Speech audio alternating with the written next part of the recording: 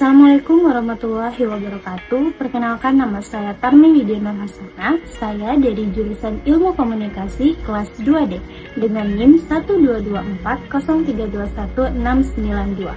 Saya, anggota dari kelompok 3, akan menjelaskan tentang aspek komunikasi verbal dan non-verbal dalam retorika. Yang pertama, apa sih komunikasi verbal itu? Komunikasi verbal melibatkan penggunaan kata-kata baik secara lisan maupun tertulis untuk menyampaikan pesan.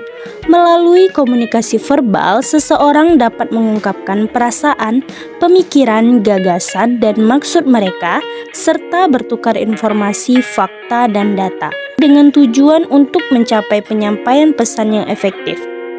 Selanjutnya, unsur-unsur komunikasi verbal.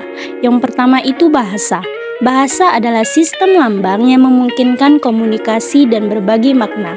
Ada 3 fungsi bahasa yang penting. Yang pertama, mempelajari dunia sekitar, membina hubungan sosial, serta menciptakan ikatan dalam kehidupan manusia.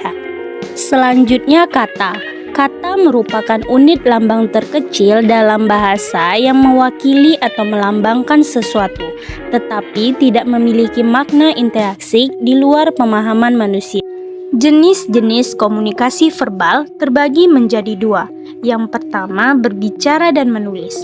Berbicara merupakan komunikasi verbal vokal, sementara menulis adalah komunikasi verbal non-vokal. Yang kedua, mendengarkan dan membaca.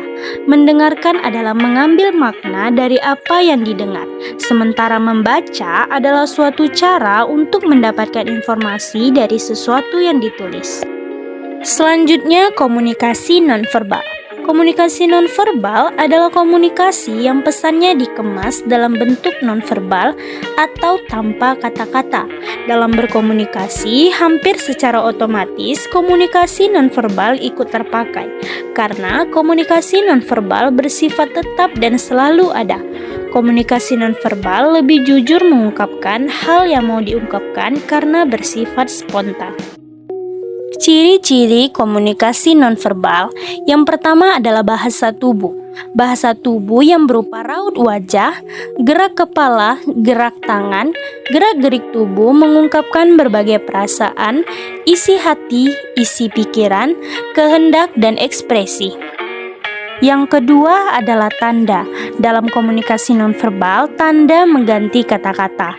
Contohnya bisa kita ambil dari rambu-rambu lalu lintas seperti lampu merah.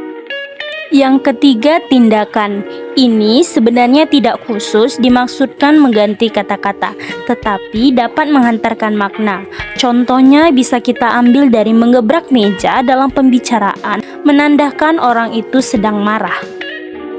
Yang keempat, objek. Objek sebagai bentuk komunikasi nonverbal juga tidak mengganti kata, tetapi dapat menyampaikan arti tertentu. Misalnya berpakaian. Saat kita berpakaian sekolah, orang akan beranggapan bahwa kita akan pergi sekolah. Selanjutnya, fungsi komunikasi nonverbal. Yang pertama, melengkapi informasi.